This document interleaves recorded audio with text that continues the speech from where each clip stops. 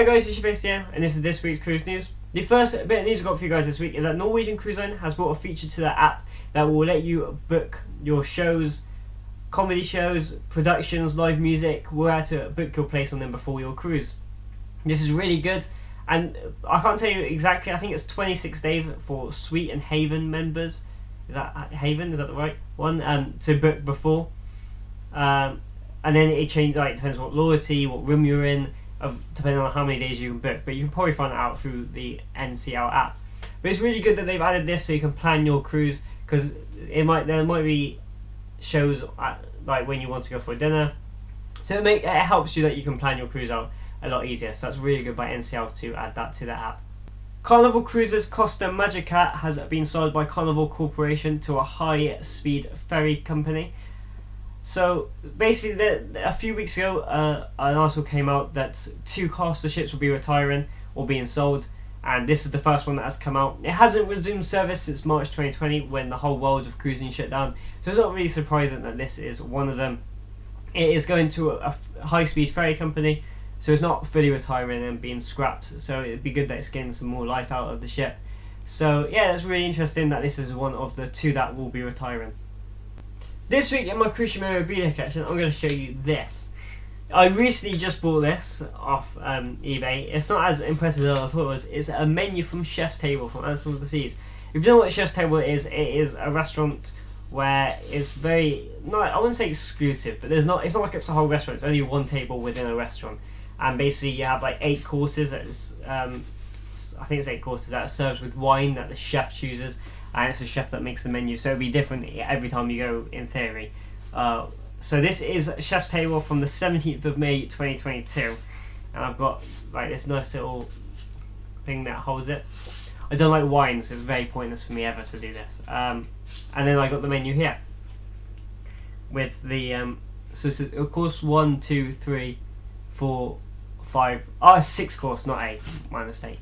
So this is like scallops. And then it says like the sauces that it comes with, and then the wine that it's coming with from Italy. Then it's smoked tomato juice, tomato soup. That sounds disgusting. And that wine's from France.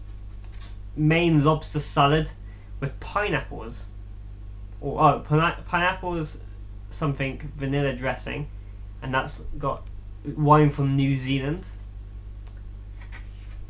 Then course 4 is roasted Brazino, and that doesn't come with the wine. And then the last one is a grilled filet mignon with a 50th anniversary from wine from California. And then the dessert, the last one, that's really weird how they've done dessert. It's like the S's are like attached together. I don't know if that's just an error or that's actually, to be fair, that is quite a theme. Peanut butter something with something. It's just all fancy words. And then a salted caramel espresso martini. So yeah, that's really interesting. I actually bought it for like £3 off eBay, but I thought it was interesting, and yeah, this goes into my collection. I saw this a few weeks ago, and I can't remember if I mentioned it, so I'm going to mention it now. So I was flicking through Facebook, and I'm in loads of Icon of the Seas group chats. And when the first big, huge announcement was made, they said the Crown's Edge, the ropes course that you go around the outside of the Crown Anchor, and it like drops you in it, like your rope course. They said that was going to be an additional charge. But since then, this was literally a couple of weeks ago, I kept seeing pictures of it saying it's now included, which would be huge because then it's less money. I don't know if people were complaining because of the price of Icon, because it was quite obscene. But yeah, that would be really cool if it is included. I should go have a picture of where it said included. So yeah, that's really cool if they've changed their mind about that, because what I like about Royal Caribbean, you pay the fee and basically 99% of the activities are included. Where if you go to somewhere like MSC, you pay not a fraction, but you pay about a couple hundred less, but all the activities are to pay for, and you know what you're going there for. So that's why I like going to Royal Caribbean, because everything is paid for. So that's why I'm just that's really interesting that when they first announced it that it was going to be paid for, but now that it's included, they could change their mind again. They could make it paying just before it comes out. So I wouldn't 100% say it is going to be included when it first comes out, but you never know. They can change their mind, or they might keep it included. So that's very interesting by Royal Caribbean. Also, in Icon of the Seas related news, I've seen a stat going around that it is the 3-story room, the family townhouse that gives access to the Surfside, which is £75,000 for a week, which is insane, is 55% sold out for 2024. So for the first year of Icon of the Seas out, it's basically 50% sold of a £75,000 room. That's not just like, that's really good for Royal Caribbean, but that's not just like showing how good the cruise industry is doing at booking at the moment. It shows in general how good bookings are doing for Royal Caribbean and the cruise industry in general at the moment, which is really good news for all the cruise lines. For that room to be 55% full already, with basically the whole of 2023 yet to go, that is really good news for Royal Caribbean. And like I said, it trickles down, because obviously, like, if people are booking that room, then they're booking a normal balcony room, if you get what I'm saying. So it's really good news that lots of people are booking cruises at the moment. Royal Caribbean is expanding their private island, Perfect Day in Coco Cay, to hold 13,000 people per day. With 80% of Royal Caribbean's fleet going out of North America in 2023, it's really important that Perfect Day is there and taking as many guests as it can.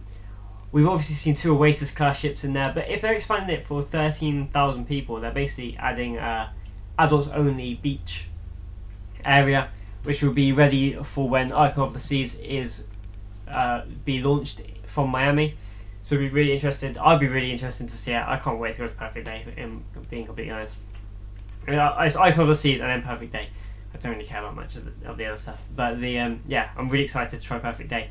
But yeah, they're expanding it, and like to add another one, because obviously if you think about it, it's 6,000 guests on, like, if it's sold at capacity, on, like, if there's Wonder and Harmony there, so that would be about 12. So then could they fit another ship in? Well, if they keep expanding it, obviously there's still more of the island they can expand to, but could we see 3 ships soon in Perfect Day?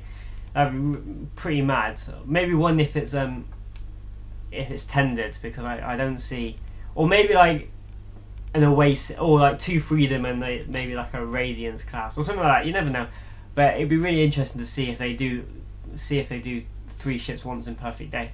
That is all the news I got for you guys this week. Thank you so much for watching. If you like what you see, please press the like button and subscribe to my channel. It's really much appreciated, and it really does help me out. I'm also on Instagram, TikTok and Twitter, so link will be in the description below to go and follow me on those social media platforms. Thank you so much for watching. It's been Shipbase there, and I will see you guys in the next video.